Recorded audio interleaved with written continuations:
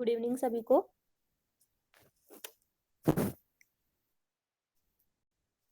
ठीक है, क्लास का टाइम हो गया है, क्लास शुरू करते हैं। कमर गर्दन सीधी, दोनों हाथ गोद में, आंखें बंद। एक साथ सत्स्वर में गायत्री महामंत्र का उच्चारण। ओम भूर्भुवः स्वः तत्सवितुर्वरेण्यं भर्गो देवस्य धीमहि धियो यो नः प्रचोदयात्। धीरे से अपनी आंखों को खोल लीजिए।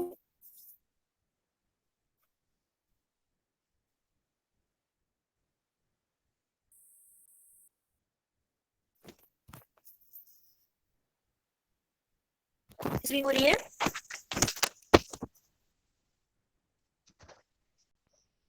स्क्रीन शो हो रही है? Yes ma'am. ओके, ठीक है, क्लास शुरू करते हैं। सिलेबस देखिए, अब तक हमने श्वेताश्वतर उपनिषद पढ़ लिया है, योग कुंडलिनी पढ़ लिया है, चूड़ामणि भी पढ़ चुके हैं, त्रिशिक ब्राह्मण पढ़ चुके हैं। इसके अलावा ध्यान बिंदु और नाद बिंदु, इन दोनों उपनिषदों पर भी हमने चर्चा कर ली है। अब हमारे सिलेबस में सिर्फ 2 उपनिषद बचे हैं पढ़ने के, योग तत्व उपनिषद और योगराज उपनिषद। तो आज हम आज हम योग तत्व उपनिषद पढ़ लेंगे। योगराज उपनिषद जो है वो हम कल पढ़ेंगे। ठीक है, कल आपका उपनिषद का जो सिलेबस है 3rd यूनिट वो कंप्लीट हो जाएगी। तो योग तत्व उपनिषद पढ़ते हैं। योग तत्व उपनिषद क्या है कि ये जो उपनिषद है ये कृष्ण यजुर्वेद की परंपरा से संबंधित है और इसमें पितामह ब्रह्मा जब 8 अंग वाले योग तत्व के बारे में जानने के इच्छुक होते हैं तब वो विष्णु जी के पास जाते हैं कि मुझे 8 अंगों वाले जो योग तत्व है उसका ज्ञान चाहिए। तब विष्णु जी उन्हें उपदेश देते हैं इस चीज का। ये थोड़ा सा याद रखने वाली चीज है क्योंकि जनरली ऐसा होता है कि बाकी जो देव होते हैं वो ब्रह्मा के पास जाते हैं, फिर ब्रह्मा जी उन्हें उपदेश देते हैं। लेकिन यहाँ पर आपको याद ये रखना है कि ये जो उपदेश है ये ब्रह्मा जी को दिया गया था विष्णु ने। ठीक है, ये आपको याद रखना है। ये जो उपनिषद है योग तत्व उपनिषद, इसमें कोई अध्याय नहीं है, सिर्फ और सिर्फ मंत्र एक साथ दिए गए हैं। और कितने मंत्र है तो आपको याद रखना है कि 142 मंत्रों वाला ये उपनिषद है। ठीक, अभी तक हमने कितने उपनिषद ऐसे पढ़े हैं जिनमें अध्याय है और कौन से उपनिषद ऐसे हैं जिनमें अध्याय नहीं है, किसी को याद है? 2 ही उपनिषद पढ़े थे जिनमें अध्याय का वर्गीकरण किया गया था अध्यायों में। याद है किसी को ऐसे कौन से 2 उपनिषद थे जिनमें अध्याय से वर्गीकरण? श्वेताश्वतर उपनिषद। हाँ, और उपनिषद एक था योग कुंडलिनी उपनिषद। बहुत अच्छा। चलिए, तो ये उपनिषद ऐसा है, इसमें अध्याय नहीं है, 142 मंत्र है। इस उपनिषद में हमें क्या क्या पढ़ना है? तो इसमें हमें मंत्र योग, लय योग, हठ योग, राजयोग, ये चारों योग पढ़ने हैं। इनकी अवस्थाएं कौन कौन सी होती है इनको पढ़ना है। इसके अलावा आहार विहार और दिनचर्या एक साधक की कैसी होनी चाहिए इसका हमें अध्ययन करना है। इसके अलावा जब हमें योग सिद्ध होता है, जब हम मंत्र, लय, हठ, राज इन चारों प्रकार के योग को पढ़ेंगे तो इनमें धीरे धीरे किस प्रकार सिद्धि मिलती है और सिद्धि मिलने के साथ साथ योगी के शरीर में कौन कौन से लक्षण प्रकट होते हैं इनको हम पढ़ेंगे। और योग साधना के समय किन सावधानियों को हमें रखना है इसका हम अध्ययन करेंगे। तो ये सिलेबस है हमारा 3 से 4 पॉइंट में, इसका हम अध्ययन करेंगे। अब हम बात करते हैं कि योग के प्रकार कौन से हैं। तो जो योग का हमने पहला प्रकार देखा था, यहाँ पर योग 4 प्रकार के बताए गए हैं, मंत्र योग, लय योग, हठ योग और राजयोग। इन चारों को हम एक एक करके देखने वाले हैं। तो मंत्र योग के विषय में योग तत्व उपनिषद में कहा गया है कि मातृका दी युतम मंत्रम द्वादश शब्दम तु यो जपेत। यानी कि जब कोई साधक 12 वर्ष तक लगातार मंत्र का मात्रा सहित जप करता है तो वह उसके लिए मंत्र योग कहलाता है। यानी कि 12 साल तक लगातार मंत्र का जप करना मंत्र योग कहलाता है। ठीक है, नॉर्मली जब हम मंत्र चैंट करते हैं तो वो मंत्र चैंटिंग कह सकते हैं, लेकिन मंत्र योग सिद्ध कब होता है तो 12 वर्षों की तपस्या के बाद, यानी 12 वर्ष की साधना के बाद। अब अगर 12 वर्ष तक करेंगे तो उसका हमें कुछ न कुछ लाभ भी दिखाई देगा। मंत्र योग की डेफिनेशन आप लोग यहाँ से ध्यान रखिएगा कि 12 वर्ष तक, है ना। लाभ क्या मिलने वाला है मंत्र योग से कि हमें जो अनिमा आदि 8 सिद्धियां होती है अनिमा, महिमा, लघिमा, गरिमा, ये जो सारी सिद्धियां होती है, 8 सिद्धियां, ये हमें मिल जाती है। इस तरीके से यहाँ पर मंत्र योग के लाभ बताए गए हैं। ठीक है, अब कहा गया है कि मंत्र योग जो है किस प्रकार का योग है, तो ये अल्प बुद्धि रिमम योगम सेवते साधिका धम, यानी कि इस प्रकार का जो योग है ये अल्प बुद्धि वाले साधक करते हैं। मतलब दूसरे जो आने वाले 3 प्रकार के योग है उनसे थोड़ा निम्न स्तर का ये योग है। मतलब इस योग की बुराई नहीं की गई है यहाँ पर कि ये बिल्कुल अधम है, जो बुरे लोग होते हैं वो करते हैं, ऐसा नहीं कहा गया। उन 3 के कंपेयर में ये थोड़ा निम्न स्तर का है। जैसे कि आप इसको इस तरीके से देख सकते हो कि कोई सीढ़ी है, सीढ़ी का जो सबसे निचला पायदान होता है उसको कहा गया है मंत्र योग, है ना। निचली सीढ़ी पर हमें पैर रखना जरूरी है, तभी हम ऊपर की सीढ़ी पर पहुंच पाएंगे, तो इसको निचली सीढ़ी कहा गया है। ठीक है, मंत्र योग जो होता है वो जो प्रारंभिक साधक होते हैं उनके लिए कहा गया है, इसीलिए यहाँ पर प्रारंभिक साधक के लिए मंदबुद्धि यहाँ पर उपयोग किया गया है। तो जो प्रारंभिक स्तर का साधक है वो इसको करता है, यहाँ पर कहा है। उसके बाद हम बात करेंगे कि लय योग क्या होता है। तो लय योग के विषय में कहा गया है, लय योगश्चित्तलयः कोटिशः परिकीर्तितः, यानी कि लय योग जो होता है वो क्या है, चित्त जब पूरी तरीके से लय हो जाता है या परमात्मा में विलीन हो जाता है, उस स्थिति को यहाँ पर कहा गया है लय योग। परमात्मा में या किसी भी चीज में जिसमें आप अपने चित्त को लगाना चाह रहे हो, उसमें अगर मन पूरी तरीके से लग रहा है वो होगा लय योग। लय योगस चित्त लय है, यानी कि लय योग क्या है, चित्त का लय हो जाना। अब यहाँ पर कहा है कि कोटिशः परिकीर्तितः, यानी कि ये जो लय योग है ये कोटि प्रकार का यानी करोड़ों प्रकार का कहा गया है। क्यों करोड़ों प्रकार का कहा गया है, कि किसी भी चीज में मन का लगना, है ना। तो आपका मन हो सकता है कि चांद में लग रहा है, सूर्य में लग रहा है, किसी वस्तु पर लग रहा है, कोई इष्ट देव पर लग रहा है, या आपके अंदर जो चक्र है, नाड़ियां है, किसी पर भी लग रहा है। मन जितनी जगह पर लग सकता है उन जगहों को यहाँ पर करोड़ों प्रकार का कहा गया है। ठीक है, तो लय योग क्या है, चित्त का लय हो जाना। कितने प्रकार का है, तो करोड़ों प्रकार का है। फिर यहाँ पर एक इसकी छोटी सी विशेषता बताई गई है कि गच्छस्तिष्ठत् स्वप्न भुंज ध्याये निष्कल मिस्वरम, यानी कि ये जो योग है ये आप चलते फिरते उठते बैठते सोते जागते कहीं भी अपने मन को आप उस समय कहीं भी स्थिर कर सकते हो। इसीलिए इसके लिए आपको कोई विशेष साधना में बैठने की या ऐसे कोई विशेष क्रम की जरूरत नहीं होती है। आप चलते फिरते कभी भी लय योग का अभ्यास जो है कर सकते हो। बस आपके मन को आपको किसी एक जगह पर स्थिर करना है, कहीं पर लगाना है ना। तो ये लय योग है। अब कहीं भी स्थिर करना है का मतलब ये नहीं है कि आप कोई बुरी वस्तु में या कोई अपने काम में स्थिर कर दो, आपको ईश्वर में ध्यान को लगाना है, तब आपका वो लय योग कहलाएगा। ठीक, तो ये लय योग की एक छोटी सी यहाँ पर हमने डेफिनेशन देखी कि लय योग जो है चित्त का लय होना है, कोटि प्रकार का कहा गया है। कब कर सकते हैं, तो कभी भी कर सकते हैं। किसका ध्यान करना है हमें लय में, तो ईश्वर का ध्यान करना है। ये है हमारा लय योग। उसके बाद हम बात करेंगे हठ योग की। तो हठ योग के विषय में योग तत्व उपनिषद में क्या कहा गया है कि यमश्च नियमश्चैव आसनम प्राण संयमः प्रत्याहारो धारणा च ध्यानम भूमध्ये हरिम समाधि समतावस्था साष्टांगो योग उच्यते, यानी कि यहाँ पर जो 8 अंग दिए गए हैं वो हठ योग के अंग कहे गए हैं, है ना। ये जो 8 अंग है ये पतंजलि योग सूत्र वाले ही है। दूसरी जगह पर भी जहां भी अष्टांग योग की चर्चा होती है वही वाले यहाँ पर 8 अंग है, लेकिन थोड़ा थोड़ा अंतर है, इसको हम यहाँ पर पढ़ेंगे। तो यहाँ पर 8 अंग के आप नाम देख सकते हो। पहला अंग जो है वो यम, दूसरा नियम, फिर आसन, प्राणायाम, प्रत्याहार, धारणा। ध्यान में यहाँ पे एक स्पेसिफिक कर दिया है कि भूमध्य में हरि का ध्यान, और फिर यहाँ पर समाधि 8वां अंग है। ठीक, तो ये हठ योग के 8 अंग है। इसके अलावा यहाँ पर हठ योग के अंतर्गत और चीजें बताई गई है, जैसे कि महामुद्रा की चर्चा है, महाबंध की चर्चा है, महावेद, खेचरी, जालंधर, उद्यान, मूलबंध, इन सभी मुद्राओं की चर्चा है, मुद्रा बंधों की। इसके अलावा दीर्घ प्रणव के बारे में भी हठ योग के अंतर्गत ही इस उपनिषद में बताया गया है। इसके अलावा वज्रोली, सहजोली और अमरोली, इन 3 मुद्राओं का भी हठ योग के अंतर्गत ही इन्होंने वर्णन किया है। फिर कहा है कि जब किसी साधक का हठ योग सिद्ध हो जाता है तो उसको वो अपने आप ही राजयोग का अधिकारी हो जाता है ना। हठ योग का अंतिम पड़ाव क्या है, समाधि। जब किसी व्यक्ति को समाधि की स्थिति में वो पहुंच चुका है तो वो अपने आप राजयोग का अधिकारी हो गया। उसके बाद उसको कोई अन्य अभ्यास की आवश्यकता नहीं होती है। इसीलिए यहाँ पर राजयोग जब अब हम आगे पढ़ेंगे इस उपनिषद को, तो राजयोग की चर्चा नहीं है। उन्होंने हठयोग भी बस बता दिया है कि राजयोग जो होता है वो हठयोग के बाद की अवस्था है और उसके लिए कोई विधि या किसी प्रकार की के अभ्यास की आवश्यकता नहीं है। तो जो एक्सप्लेनेशन है वो हमें योग तत्व उपनिषद में 3 का ही मिलेगा, मंत्र योग का, लय योग का और हठ योग का। राजयोग के बारे में बस यहाँ इतना ही कहा है। ठीक, अब हम हठ योग के जो सारे अंग हैं उनको धीरे धीरे करके समझते हैं। तो हठ योग का पहला जो अंग है वो है यम, है ना।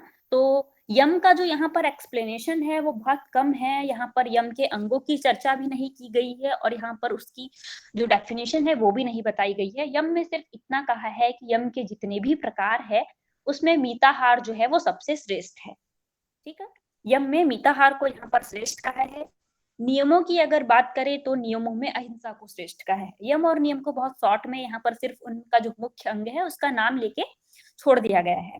नियम का आपको विशेष रूप से ध्यान रखना है क्योंकि हम पतंजलि योग सूत्र पढ़ते हैं तो अहिंसा जो है वो हम यम के अंदर अंग के रूप में पढ़ते हैं ना। यम का अंग हमने अहिंसा पढ़ा है, लेकिन यहाँ पर जो अहिंसा है उसको नियम के अंतर्गत रखा है और नियमों में सबसे अच्छा जो अंग है वो अहिंसा को कहा गया है। तो अगर आता है कि योग तत्व उपनिषद में अहिंसा में सबसे बेस्ट किसे कहा गया है, कौन सी अहिंसा सबसे कौन सा नियम सबसे बेस्ट है, तो आपको अहिंसा लगाना है।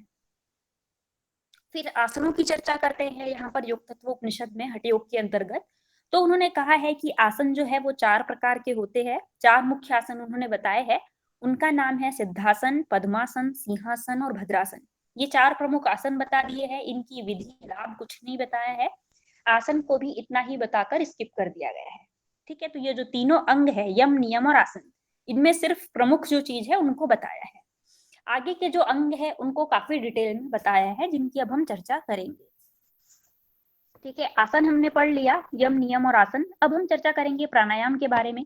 तो प्राणायाम की योग तत्व उपनिषद में क्या विधि बताई है, तो उन्होंने कहा है कि प्राणायाम जो है वो हठ योग का एक अंग है। अब हम उसकी विधि पढ़ रहे हैं।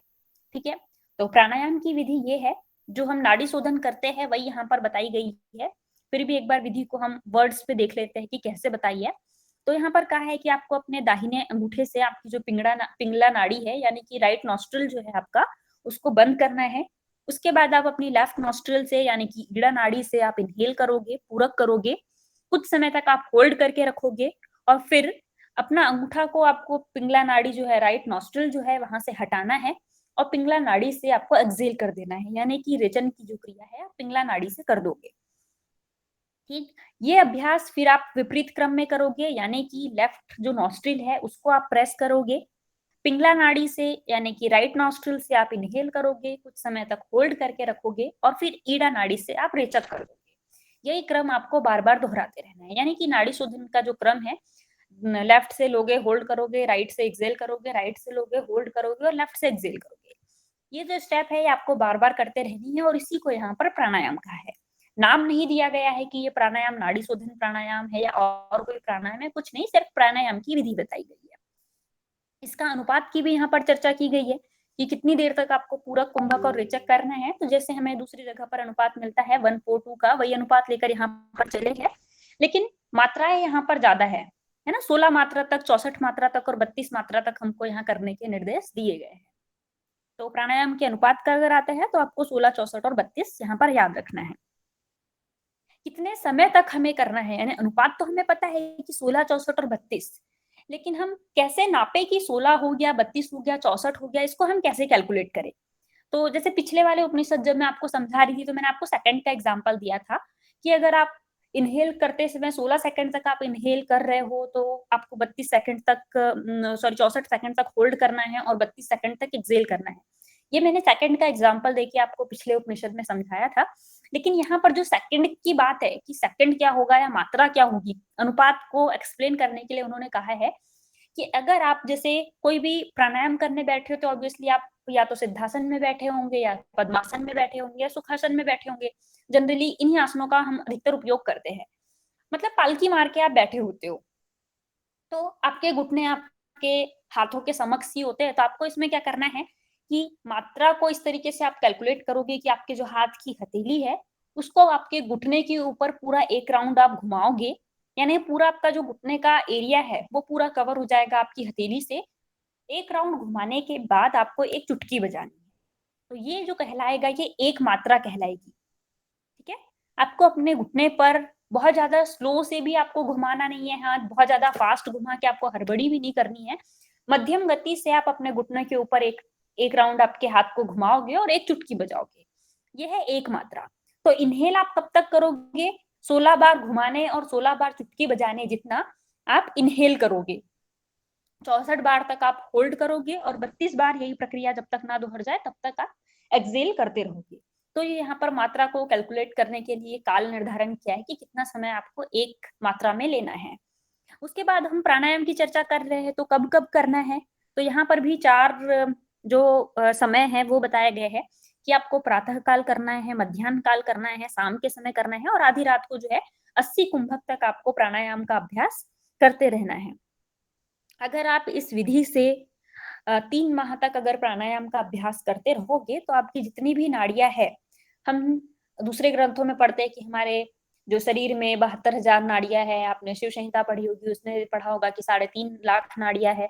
तो जितनी भी नाड़ियों की यहाँ चर्चा की है, नाड़ियों की संख्या नहीं बताई है, लेकिन कहा गया है कि आपके शरीर की जितनी समस्त नाड़ियां है वो इस प्रकार से प्राणायाम करने से शुद्ध हो जाएगी। अब प्राणायाम से आपकी नाड़ियां शुद्ध हो रही है तो कुछ तो लक्षण आपकी बॉडी में दिखाई देंगे। आपकी बॉडी इम्प्योर से प्योर हो रही है तो आपके शरीर में क्या लक्षण दिखाई देंगे वो भी हम अभी चर्चा करेंगे। ठीक है, तो क्या क्या लक्षण आपके शरीर में दिखाई देंगे? इसमें से कुछ लक्षण ऐसे हैं जो हमने पिछले उपनिषदों का जब अध्ययन किया था तो वहां पर पढ़ लिए, लेकिन कुछ नए जो लक्षण है वो हमें यहाँ देखने को मिले हैं। जैसे कि इसमें कहा गया है कि जब हम प्राणायाम का अभ्यास करते हैं तो शरीर में हल्कापन आ जाता है, हमारी जठराग्नि जो है वो तीव्र हो जाती है, शरीर में कांति बढ़ जाती है, यानी कि आपका जो शरीर है वो चमकने लगता है, शरीर में पतलापन आ जाता है। पतलापन का तात्पर्य ये नहीं है कि आप अंडरवेट हो गए हो या कुपोषित हो गए हो, नहीं, मतलब एक्स्ट्रा जो फैट है आपकी बॉडी का वो हट चुका है। ठीक है, शरीर में पतलापन आ चुका है, मलमूत्र में कमी आ गई है ताकि आप साधना करते समय बार बार डिस्टर्ब ना हो, नींद आपकी कम हो जाएगी। योगी को कीचड़, नाक का मैल, थूक, पसीना और मुंह की गंध ये सारी चीजें नहीं सताती है। कीचड़ का मतलब यहाँ पर जो मिट्टी और पानी का मिक्सचर वाला कीचड़ है उसकी बात यहाँ पर नहीं हो रही है। कीचड़ का तात्पर्य यहाँ से लिया गया है, आपने कभी कभी देखा होगा कि जब आप सो के उठते हो तो आपका जो आंख का जो कॉर्नर होता है वहां पर एक व्हाइट व्हाइट सा जो एलिमेंट है वो जमा हो जाता है, उसको यहाँ पर कीचड़ की बात की गई है ना। तो जब प्राणायाम सिद्ध हो चुका होता है तो वो कीचड़ भी योगी के शरीर में उत्पन्न नहीं होता है, नाक का मैल वहां पर नहीं होता है, थूक और पसीना जैसे कुछ लोग होते हैं बार बार जो सलाइवा है उनके मुंह में सिक्रेट होते रहता है, तो इस तरीके की समस्या नहीं होगी, शरीर से पसीना एक्स्ट्रा मात्रा में नहीं निकलेगा। प्राणायाम करते हो तब तो पसीना निकलने की बात की ही गई है, श्रम करोगे तब तो निकलेगा, लेकिन वैसे नहीं निकलेगा। तो पसीना और मुंह की गंध ये सब नहीं सताते हैं, यहाँ पर योग के लक्षण के रूप में इन चीजों को बताया है। इसके अलावा कहा गया है कि आप जब प्राणायाम करोगे तो आपका जो शरीर है वो बहुत अधिक बलवान हो जाएगा, भूचर सिद्धि मिल जाएगी। भूचर सिद्धि क्या होती है कि भू यानी भूमि पर और चर यानी रहने वाले या विचरण करने वाले। तो भूमि पर जितने भी जीव जंतु प्राणी ये जितने भी लोग रहते हैं उन पर हम अपना वश कर लेते हैं, ये कह गई है भूचर सिद्धि। सारे भूमि पर रहने वाले सारे प्राणियों पर वश कर लेना। और ये भी कहा गया है कि अगर साधक चाहता है तो कोई भी जो भूचर प्राणी है उसके सिर के ऊपर अगर हाथ फेर दे तो वो वहीं पर नष्ट हो जाता है। इस तरीके से भी सिद्धि योग साधक को मिल जाती है। ठीक है, कामदेव जैसा रूप हो जाता है, मतलब बहुत सुंदर ही उसकी जो योगी की है काया वो हो जाती है, बहुत अच्छा सा दिखने लगता है। अब अच्छा सा दिखेगा तो उसके आगे की भी यहाँ पर बताई गई है कि जब कामदेव जैसा दिखने लग रहा है योगी तो बहुत उस रूप के वशीभूत होकर बहुत सारी जो स्त्रियां हैं नारियां हैं उससे समागम करना चाहती है। तो अगर वो साधक उन नारियों से समागम कर भी लेता है तब भी उस साधक का वीर्य जो है ना, बिंदु जो है वो क्षय नहीं होता है। इस तरीके की सिद्धि यहाँ पर 61वें नंबर के श्लोक में बताई है। ठीक, उसके आगे कहा गया है कि अगर योग सिद्ध हो रहा है तो ये जो नीचे वाले 3 पॉइंट है ये योग सिद्धि के लक्षण हैं। ऊपर के जो 2 पॉइंट ये 3 पॉइंट हमने चर्चा की थी वो प्राणायाम सिद्धि के थे। ठीक है, नीचे वाले जो 3 है वो योग सिद्धि के लक्षण है, प्राणायाम के नहीं है। मतलब प्राणायाम भी योग सिद्धि में ही आता है, पर आगे की स्टेप में बताया है। एग्जैक्टली प्राणायाम के जो लक्षण है वो ऊपर वाले 3 ही है। ठीक, अब और क्या हमें सिद्धियां देखने को मिलती है, कौन कौन से लक्षण हमें उस योगी के शरीर में देखने को मिलते हैं, कि वो जो योगी है वो उसको बहुत करोड़ों अरबों दूर भी अगर कोई बैठा कोई बात कर रहा है तो वो उसको भी सुन सकता है। दूर जो दूर देश में अगर कुछ चल रहा है, हजारों करोड़ों किलोमीटर में दूर भी अगर कुछ हो रहा है तो वो उसको भी देख सकता है। उसका मन हुआ तो एक क्षण में कहीं चला जाएगा, जो बोलेगा वो सत्य होने लगेगा। इस तरीके की बात सिद्धि उसको मिल जाएगी। इच्छानुरूप वो अपना शरीर धारण कर सकता है, अदृश्य हो सकता है। एक और सिद्धि की यहाँ पर चर्चा है कि अगर योगी का योग सिद्ध हो जाता है तो वो अपने मलमूत्र का जहां भी लेप कर देगा लोहे के ऊपर, तो वो जो लोहा है वो सोना बन जाएगा। इस तरीके से भी सिद्धि इस उपनिषद में योग की बताई गई है। आकाश में गमन भी कर सकता है। लेकिन ये जो सिद्धियां है, कहा गया है कि ये जो सिद्धियां है इनको हमें किसी के सामने बतानी नहीं है, हमें इनका प्रदर्शन नहीं करना है, बल्कि अब हमारे अंदर सिद्धियां आ गई है, कहीं ना कहीं तो कोई देख ही लेगा। तो यहाँ कहा गया है कि आपको इन सिद्धियों को छुपाने के लिए अगर किसी के सामने अज्ञान बनने का, मूर्ख बनने का, बहरा बनने का, कुछ इस तरीके से ढोंग रचाना पड़े, तब भी आप बन सकते हो। इसीलिए आपने देखा होगा कि बहुत सारे जो योगी लोग होते हैं, साधक होते हैं, आपने सुना होगा कि कुछ लोग कहते हैं कि भाई ये बहुत बड़ा योगी है, लेकिन उसकी जो हरकतें होती है वो पागलों जैसी होती है, वो कुछ भी उल्टी सीधी एक्टिविटी करता है जो जनरल इंसान नहीं करता है। तो वो उस तरीके से ढोंग करते हैं अपनी सिद्धियों को छुपाने के लिए। ठीक है, तो यहाँ पर कहा गया है कि हमें सामर्थ्य को प्रदर्शित नहीं करना है, बल्कि इनको छुपाने के लिए अगर हमें इस तरीके की कोई ढोंग करना पड़ जाए या ऐसा कोई बर्ताव करना पड़ जाए तो कर लेना चाहिए। तो ये योग सिद्धि के और प्राणायाम सिद्धि के लक्षण है। अभी हम प्राणायाम के बारे में ही डिस्कस कर रहे थे। तो प्राणायाम के बारे में और कहा गया है कि जब हम प्राणायाम को करते रह रहे हैं, बहुत समय तक हमने इसका अभ्यास किया, तो हमारा जो केवल कुंभक है वो सिद्ध हो जाता है। केवल कुंभक सिद्ध होने का मतलब है कि हमें फिर इनहेल और एक्सेल करने की बार बार नीड नहीं होती है, वो स्वतः ही हमारे इसमें हो जाता है। जैसे हम क्या कर रहे थे प्राणायाम करते समय कि लेफ्ट से ले रहे हैं, राइट से छोड़ रहे हैं, राइट से ले रहे हैं, लेफ्ट से छोड़ रहे हैं, ये वाली प्रक्रिया हमें थोड़ा विचार करके करनी पड़ रही थी। हम अपने प्रयत्नों के द्वारा इस तरीके से इनहेल एक्सेल कर रहे थे, है ना, पहले लेफ्ट से लिया, राइट से छोड़ा, राइट से लिया, लेफ्ट से छोड़ा, प्रयत्न कर रहे थे। लेकिन जब हम इसको बहुत अधिक समय तक कर लेते हैं, प्राण वायु हमारे अंदर धारण होने लगती है, तो फिर ये अपने आप होने लगता है, सिद्ध हो जाता है। और जो इस तरीके से प्राणायाम कर लेता है, यानी कि जिसका केवल कुंभक सिद्ध हो जाता है, उस मनुष्य के लिए तीनों लोकों में कुछ भी दुर्लभ नहीं रह जाता, यानी कि सारी चीजें उसको अपने आप ही हस्तगत हो जाती है। प्राणायाम से अगर कोई पसीना निकल रहा है, केवल कुंभक से अगर साधक को पसीना आ रहा है, तो कहा गया है कि उस पसीने को अपने शरीर पर मल लेना चाहिए। अगर प्राणायाम को से निकले पसीने को आप शरीर पर मलोगे तो जो आपकी एनर्जी है, उत्साह है, वो यहाँ पर बढ़ते रहता है। फिर कहा गया है कि अगर आपने प्राण धारण शक्ति बढ़ा ली है, अभ्यास कर करके आपके अंदर शक्ति बढ़ चुकी है, प्राण आप बहुत अच्छे से अपने अंदर धारण कर सक रहे हो, तो क्या होगा कि प्रारंभिक स्थिति में जो हमने पिछले भी उपनिषद पढ़े उसमें देखा है कि प्राणायाम से के 3 लक्षण हमें दिखाई देने को मिलते हैं। पहली स्थिति में तो कंपन होता है, पसीना आता है, दूसरी स्थिति में कंपन होता है, और तीसरी स्थिति में आप शरीर से ऊपर उठ जाते हो। तो यहाँ पर भी कुछ उसी तरीके की बात कही गई है कि जब आपकी प्राण धारण शक्ति बढ़ गई है तो आपके देह में कंपन होगा। जब आप यहाँ, लेकिन फर्स्ट स्टेप में कंपन बताया गया है, दूसरे टेक्स्ट में हम दूसरे नंबर की जो स्टेप होती है उसमें कंपन पढ़ते हैं।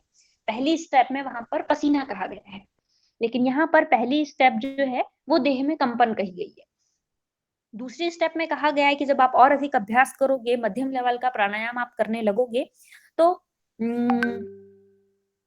जो शरीर है, साधक का जो शरीर है वो मेढक की भांति उछलने लगता है।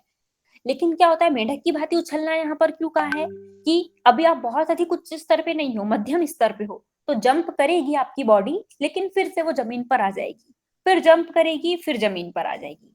तो मिडिल लेवल पे क्या है, यहाँ पर मध्यम स्तर का प्राणायाम जब आप करोगे तो ये होगा, है ना, ऊंचे उठ रहे हो फिर जमीन पर आ जा रहे हो।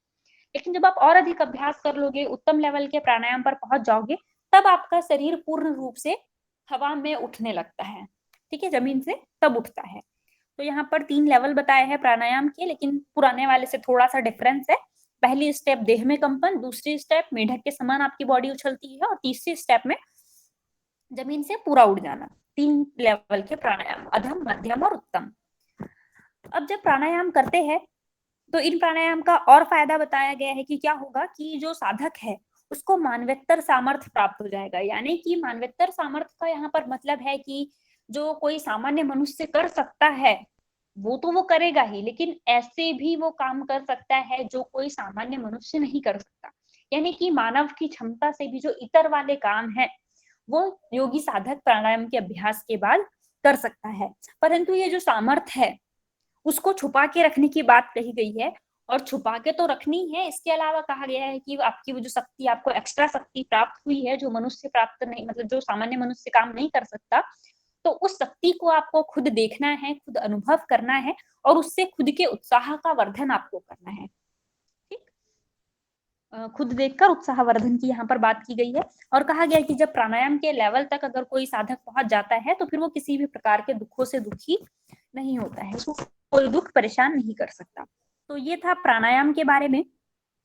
तो अब तक हमने योग के जो हठ और लय, सॉरी, मंत्र और लय योग था उनका तो बहुत छोटा छोटा सा वर्णन है, उनको हमने देख लिया। हठ योग की हम बात कर रहे थे। हठ योग में हमने यम, नियम और आसन के सिर्फ नाम देखे, प्रमुख जोन में थे वो देखे। उसके बाद अभी तक हमने प्राणायाम की चर्चा की। तो हमने प्राणायाम में क्या क्या देखा? प्राणायाम की विधि देखी, प्राणायाम के लाभ देखे, और प्राणायाम सिद्ध होने के बाद योगी के शरीर में कौन से लक्षण होते हैं, इन पर अभी तक हमने चर्चा कर ली है।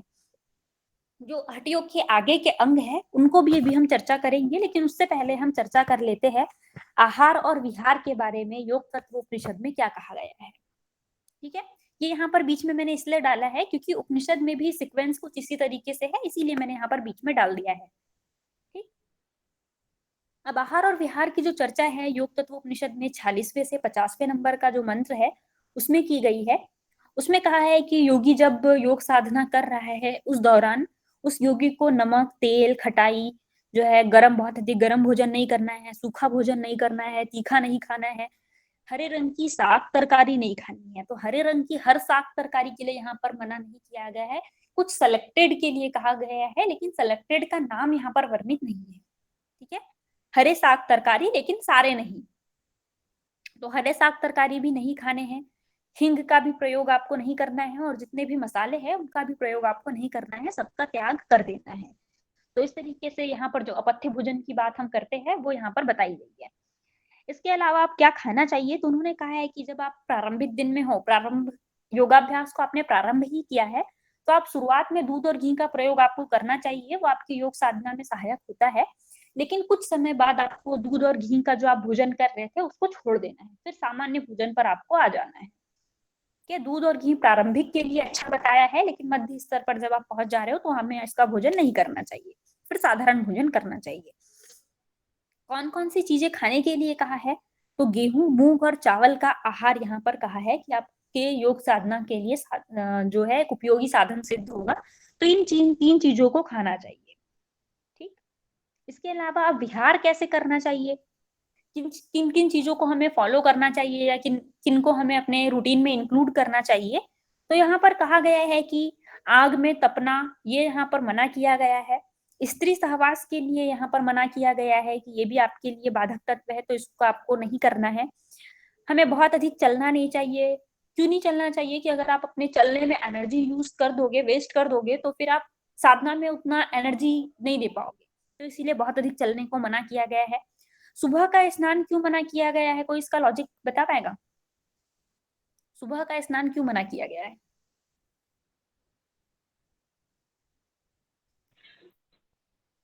मैम, हाँ।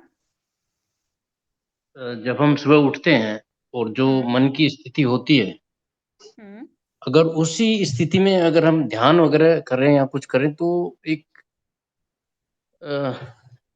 एक लय हो जाती है। नहाने के बाद क्या होता है कि एकदम सब चेंज हो जाता है एकदम। नो डाउट हम लोग फ्रेश हो जाते हैं, बट जो जो जो स्थिति है, मन की स्थिति जो सुबह हमारे उठने पर हुई थी, जो एकाग्रता हुई थी, वो भंग हो जाती है। I think so.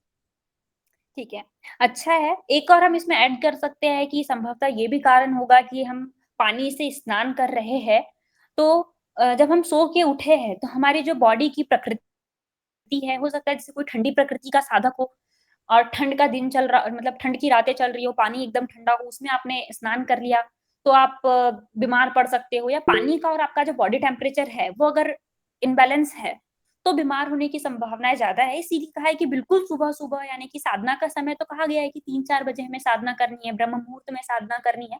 तो अगर आप उतनी सुबह अगर आप स्नान करोगे तो रोग होने की संभावनाएं बढ़ सकती है टेम्परेचर के कारण, तो इसीलिए भी मना किया गया होगा। ठीक है। उपवास की यहाँ पर बात की गई है कि हमें उपवास क्यों नहीं करना चाहिए, क्योंकि शरीर को एनर्जी की जरूरत है। तो आपको मतलब बहुत अधिक लंबे दिनों वाला उपवास नहीं करना है। शरीर का ध्यान रख के आप अपना भोजन करते रहिए, मिताहार करिए, उपवास नहीं। ठीक, यहाँ पर उपवास को भी मना किया गया है और कहा गया है कि शरीर को कष्ट पहुंचाने वाली जितनी भी चीजें हैं उन सबका आपको त्याग कर देना चाहिए। ठीक है। अब कहा गया है कि अगर इन आहार और विहार को ध्यान में रखते हुए कोई साधक अगर प्राणायाम करता है ना, तो वो अपने प्राणों पर पूर्ण रूप से संयम प्राप्त कर लेता है। उसका जो प्राण है वो पूरा उसके कंट्रोल में होता है।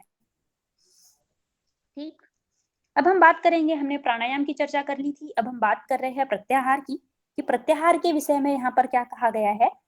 तो कहा है कि जब कुंभक में स्थित होकर यानी प्राणायाम करते करते, यानी प्राणायाम की सिद्धि के समय अगर हम अपनी इंद्रियों को उनके विषयों से हटाकर अंतर्मुखी कर लेते हैं तो उसे प्रत्याहार कहा गया है। जनरल डेफिनेशन है, हर जगह हम यही पढ़ते हैं।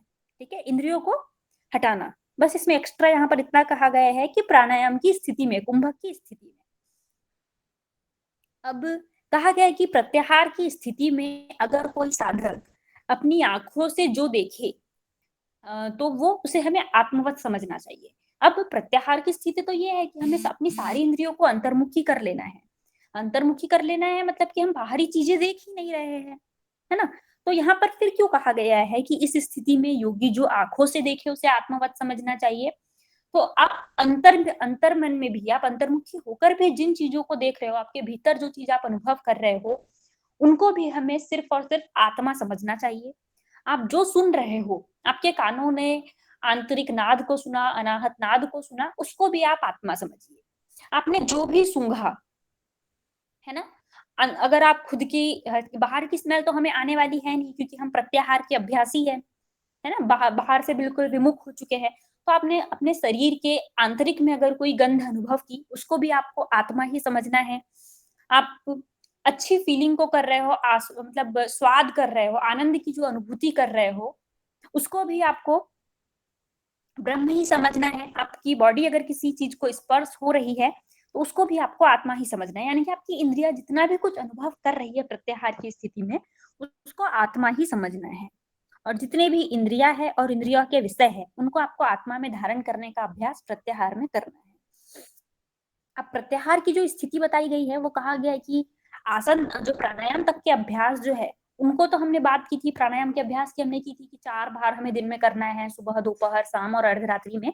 लेकिन प्रत्याहार के विषय में यहाँ पर कहा गया है कि प्रत्याहार जो है वो योगी को सिर्फ दिन में एक ही बार करना है। लेकिन इस बात का ध्यान रखना है कि उस समय जब हम एक बार अभ्यास कर रहे हैं तो आलस्य हमारे अंदर बिल्कुल ना हो।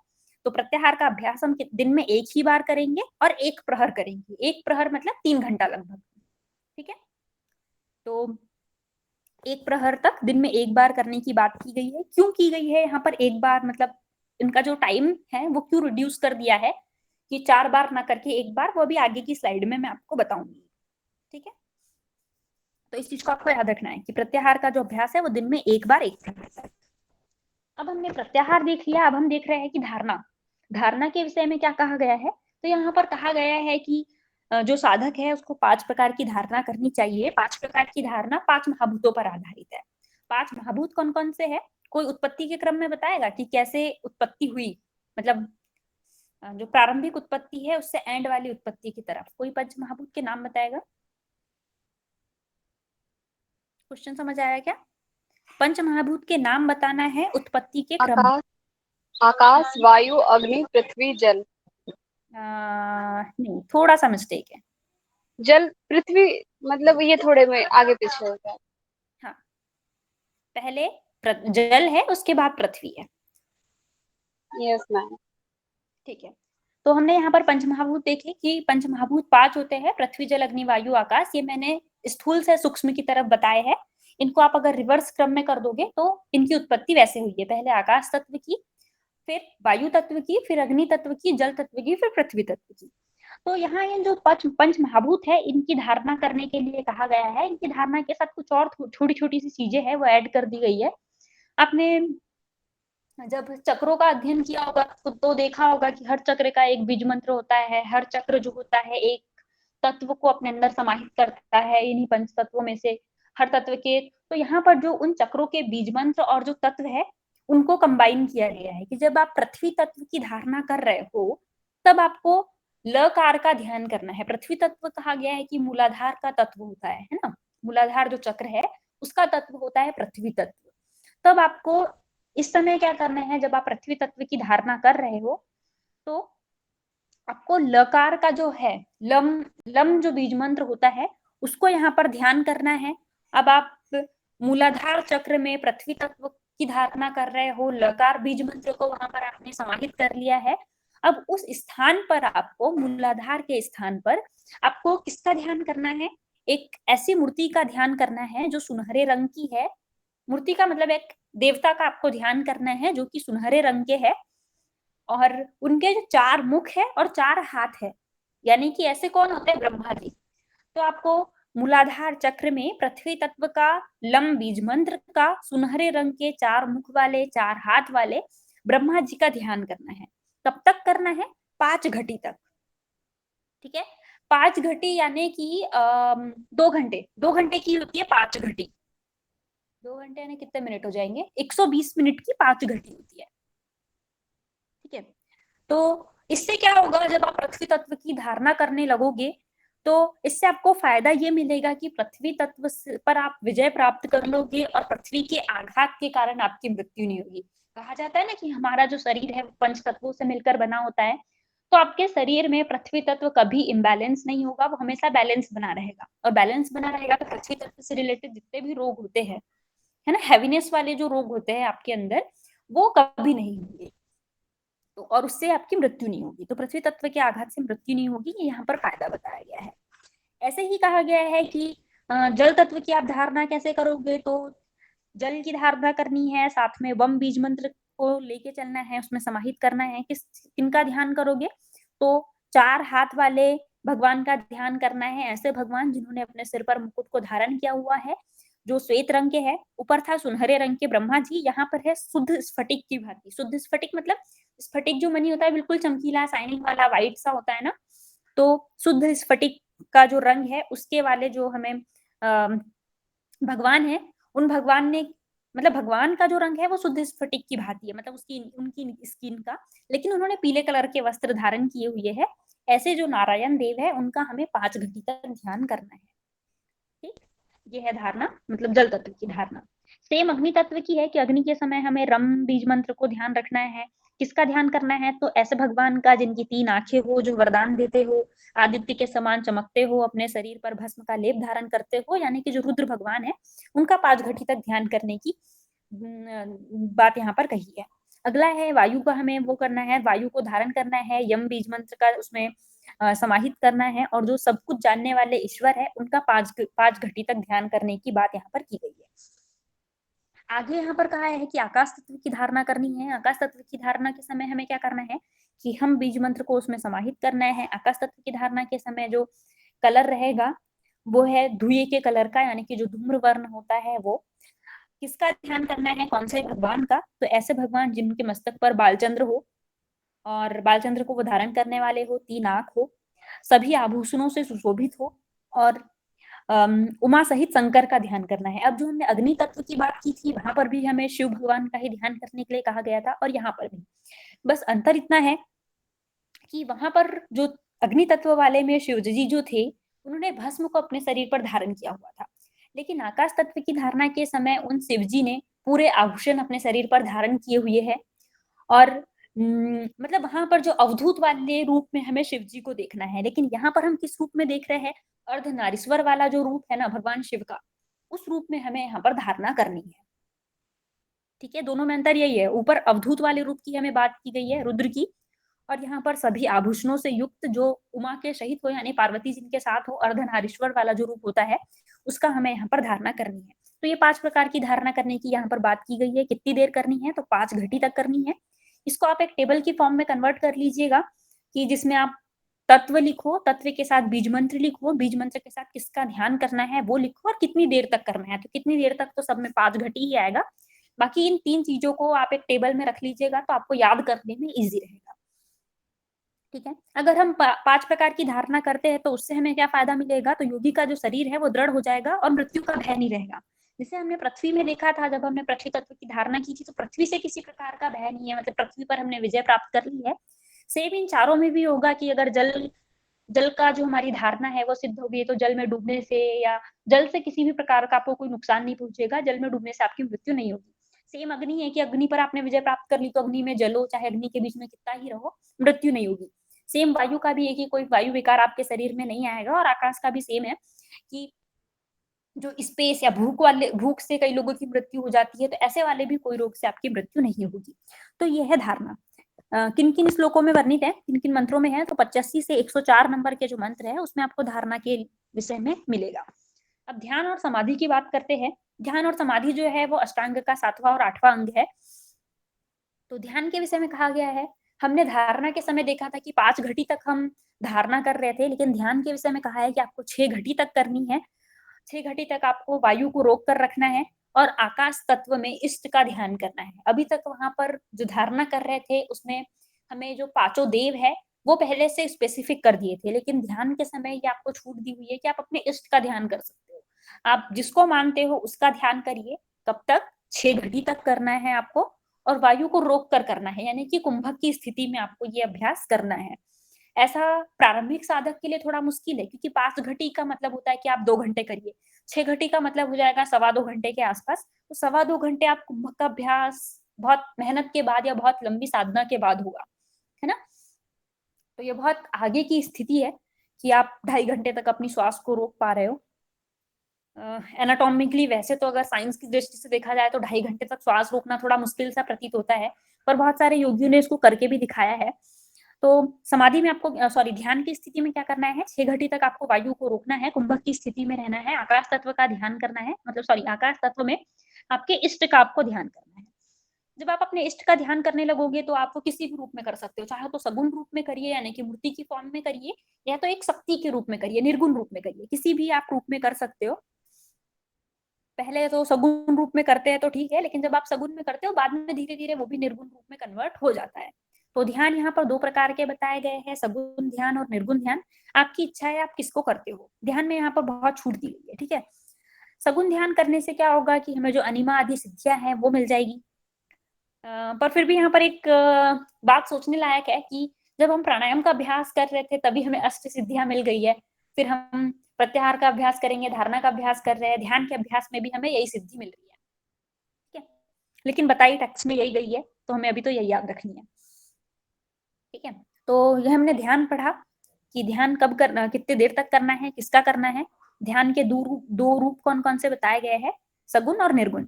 सगुण ध्यान करोगे तो अनिमा की सिद्धि प्राप्त हो जाएगी, और सगुण की जो लास्ट स्टेज होती है वो हमें निर्गुण तक पहुंचा देती है। निर्गुण का जब आप अभ्यास करोगे, निर्गुण ध्यान की जब अंतिम स्थिति में आओगे तो समाधि आपको अपने आप प्राप्त हो जाएगी। जब आप अनवरत साधना करते रहोगे ध्यान की 12 दिन तक तो समाधि की प्राप्ति होगी। तो यहाँ पर ध्यान का ड्यूरेशन दिया गया है कि आपको 12 दिन ध्यान करना है, किस तरीके से ऊपर बताया गया है, तो समाधि की प्राप्ति हो जाएगी। समाधि की एक छोटी सी डेफिनेशन हमें योग तत्व उपनिषद में मिलती है। कहा गया है कि जीवात्मा और परमात्मा जो है जब समान स्थिति को प्राप्त हो जाते हैं, यानी कि जीवात्मा अभ्यास करते करते परमात्मा के लेवल पर जब पहुंच जाता है तो उस जीव की उस अवस्था को ही समाधि कहा गया है, ठीक है। जब समाधि की किसी साधक को प्राप्ति हो जाती है तो वो साधक कुछ इस स्थिति में हो जाता है, मतलब उसकी जीवन मुक्ति हो जाती है, मतलब मन से तो वो मुक्त हो चुका है ना, जीवन उसका जो जीव है वो तो मुक्त हो चुका है, लेकिन शरीर अभी भी इस धरती पर है। समाधि के बाद भी हमारा जो शरीर है वो यहीं पर रहता है।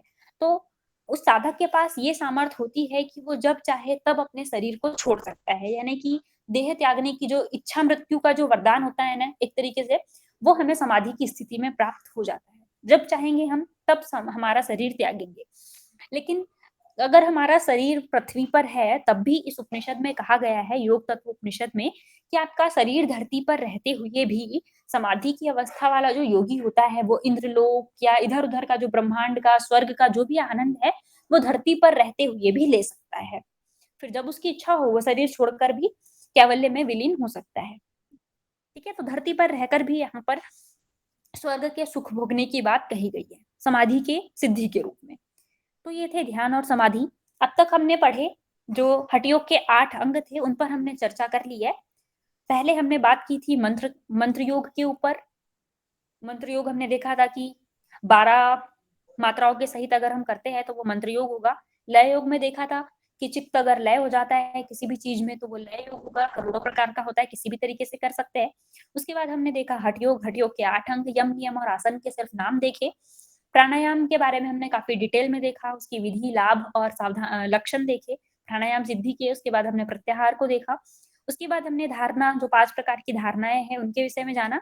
उसके बाद हमने ध्यान और समाधि के बारे में भी पढ़ा। तो अब तक हमने मंत्र योग, लय योग और हठ योग, इन 3 चीजों को अच्छे से पढ़ लिया है।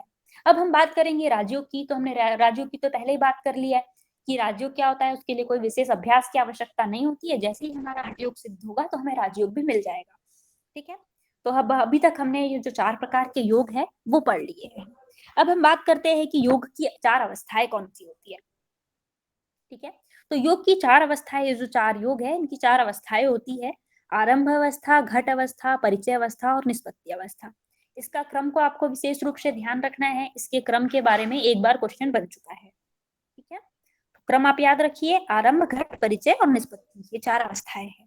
अब इनको हम थोड़ा थोड़ा और देखते हैं कि योग, हमने 4 प्रकार के योग पढ़ लिए, उनकी अवस्थाएं कहाँ कहाँ आती है। तो जब हम अभ्यास करते करते आसन या प्राणायाम सिद्धि की जब अवस्था में होते हैं तो वो अवस्था होती है हमारी आरंभिक अवस्था। मतलब जब योगी तुरंत तुरंत अभ्यास शुरू करता है, कुछ महीनों ही हुआ होते हैं, तो वो अवस्था उस योगी की योग की आरंभ अवस्था कहलाती है। कौन कौन से अभ्यास उस दौरान हम कर रहे होते हैं? आसन, प्राणायाम। और प्राणायाम की जो सिद्धि की अवस्था है वो भी आरंभ अवस्था के अंदर ही मानी जाती है। इसी अवस्था में हम हमारे खान पान के ऊपर, आहार के ऊपर, विहार के ऊपर, दिनचर्या के ऊपर जो बाधक तत्व है उनको दूर भगाने के लिए इन चीजों पर हम फोकस करते हैं। तो ये है हमारी आरंभ अवस्था। घट अवस्था में क्या होता है कि प्राणायाम हमारा लगभग लगभग हो चुका होता है बेसिक लेवल पर एडवांस प्राणायाम हम यहाँ पर शुरू करते हैं। प्राणायाम के साथ हम प्रणव को भी इंक्लूड कर लेते हैं। यानी कि जब हम प्राणायाम करते हैं तो उसमें अ, उ, म यानी कि जो प्रणव की 3 मात्राएं हैं उनको भी इंक्लूड करते हैं। इसके साथ प्रत्याहार का भी जब हम अभ्यास करने लगते हैं तो ये जो 2 अवस्थाएं हैं, हाई लेवल का जो प्राणायाम है, इन्हें प्राणायाम की एडवांस स्टेज, और प्रत्याहार, ये दोनों अभ्यास के समय साधक जो होता है वो योग की घट अवस्था में होता है। ठीक है, घट अवस्था की यहाँ पर एक डेफिनेशन दी हुई है योग तत्व उपनिषद में। उसमें कहा गया है कि घट अवस्था जो है वो अवस्था है जब प्राण, अपान, मन, बुद्धि, जीव, परमात्मा, ये जो सारे हैं ये बिल्कुल एक हो जाते हैं। इनमें कोई विरोध नहीं रह जाता, कोई अंतर नहीं रह जाता। जब इस तरीके की अवस्था आ जाती है तब हम घटावस्था की स्थिति में होते हैं। ये अवस्था जो है घटावस्था कहलाती है। तो ये डेफिनेशन यहाँ पर घट अवस्था की योग तत्व उपनिषद में दी गई है। तो इनमें जो तत्व दिए हुए हैं, प्राण, अपान, मन, बुद्धि, जीव और परमात्मा, इन 6 को थोड़ा सा याद रख लीजिएगा। क्वेश्चन ऐसे बन सकता है कि इन सबकी एकता को कौन सी अवस्था कही गई है, तो आपको टिक करना है घटावस्था। अब कहा गया है कि जब हम इस अभ्यास को चतुर्थांश करें, यानी केवल 1 प्रहर तक करें। जब हम प्राणायाम पढ़ रहे थे तो हमने देखा था कि 4 काल में हमें प्राणायाम का अभ्यास करना है। तो क्योंकि हम प्राणायाम की अवस्था में कहाँ थे? आरंभिक अवस्था में थे, हमें वहां पर ज्यादा मेहनत करने की जरूरत थी।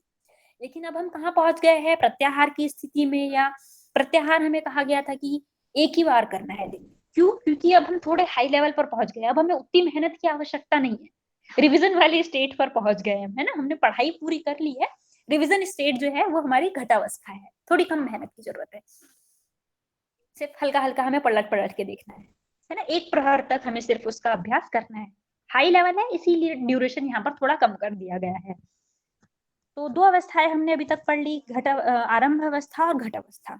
इसके बाद हम बात करते हैं परिचय अवस्था के बारे में। क्या कहा है? तो घट अवस्था के बाद की जो अवस्था है वो परिचय अवस्था है। घट अवस्था कहाँ तक हमने देखी, प्रत्याहार तक की जो अवस्था थी वो घट अवस्था थी। तो इसके बाद की अवस्था परिचय अवस्था है। इसका मतलब जो परिचय अवस्था है उसके अंदर कौन कौन से तत्व आएंगे, धारणा, ध्यान और समाधि। ये जो तीनों की स्थिति है ये परिचय अवस्था कहलाती है। परिचय अवस्था की यहाँ पर एक छोटी सी डेफिनेशन दी है कि परिचय अवस्था कब होती है कि अग्नि के साथ कुंडलिनी की भावना करना है और निरोध रहित होकर जब सुषुम्ना में प्राणों का प्रवेश हो जाता है तो उसको परिचय अवस्था कहा गया है। ठीक है, अग्नि तत्व की धारणा करनी है, अग्नि तत्व के साथ हमें कुंडलिनी की भावना करनी है और निरोध रहित होकर जब हमारे जो प्राण है वो सुषुम्ना में प्रवेश हो जाते हैं उस स्थिति को परिचय अवस्था कहा है। ये यहाँ पर परिचय अवस्था की डेफिनेशन दी है। परिचय अवस्था के अंग हमने देख ही लिए कि धारणा, ध्यान और समाधि जो है वो परिचय अवस्था के अंग है। अब जो चौथी स्थिति है वो निष्पत्ति अवस्था है। अब हमने 8 अंग देख लिए, अब निष्पत्ति अवस्था के लिए कुछ रह नहीं जाता है। तो इन समाधि से जो ऊपर की अवस्था है, इससे भी परे की जो अवस्था है उसको यहाँ पर निष्पत्ति अवस्था कहा गया है। ठीक, तो अभी तक हमने जो है 4 योग देखे, 4 योग की 4 अवस्थाएं देखी। सिलेबस पर एक बार फिर से जाते हैं, नजर घुमाते हैं, कुछ रह तो नहीं गया। ये रहा हमारा सिलेबस। तो हमने मंत्र योग देख लिया, लय योग देख लिया, हठ और राजयोग देख लिया, उनकी 4 अवस्थाएं देख ली, आरंभ, घट, परिचय और निष्पत्ति। आहार के बारे में देख लिया कि क्या खाना है क्या नहीं खाना है। विहार के बारे में भी देखा था कि किन किन चीजों को हमें फॉलो करना है ना। तपन में नहीं रहना है, स्त्री सहवास नहीं करना है, जो बहुत सारी चीजें देखी थी वो विहार और दिनचर्या में आएगी। दोनों को विहार और दिनचर्या में ही हमें इंक्लूड करना है। उसके बाद योग सिद्धि के प्रारंभिक लक्षण क्या है। तो जब मैंने प्राणायाम समझाया था तो प्राणायाम के जो ऊपर वाले 2 पॉइंट थे वो प्राणायाम की सिद्धि के लक्षण थे और जो नीचे के लक्षण थे वो योग सिद्धि के लक्षण है। ठीक, एक बार फिर से दिखा देती हूँ कहाँ तक प्राणायाम के लक्षण है, कहाँ तक योग सिद्धि के, ताकि आप कंफ्यूज ना हो। तो हमने योग सिद्धि के लक्षण भी पढ़ लिए हैं, प्रारंभिक लक्षण क्या होते हैं और सावधानियां भी हमने पढ़ी थी। तो एक बार प्राणायाम की स्लाइड पर हम फिर से आ रहे हैं। लक्षण, तो यहाँ पर जो ऊपर वाले 2 है, शरीर में हल्कापन, जठराग्नि तीव्र, शरीर में कांति में वृद्धि, शरीर में पतलापन, बलमूत्र की कमी, ये वाले जो 2 पॉइंट है शुरू के, जहां तक 45 लिखा है, ये है प्राणायाम सिद्धि के लक्षण। और योग सिद्धि के लक्षण शुरू होते हैं यहाँ से, अत्यधिक बलवान हो जाना, भूचर सिद्धि हो जाना से लेकर आकाश गमन,